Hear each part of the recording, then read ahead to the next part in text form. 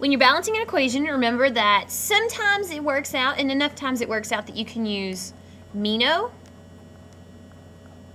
to help you, kind of give you a place to start when it comes to balancing an equation. And if you don't remember what MENO stands for, remember it's metals, polyatomic ions, nonmetals, and then we save oxygen and hydrogen for the very last. So let's go ahead and balance this reaction down here. I'm going to start with my metals, and in this reaction I've got copper plus silver nitrate gives us silver plus copper nitrate, and you can see the progression of this reaction up here. This is the start of the reaction, what it would look like, and this is what it would look like towards the end.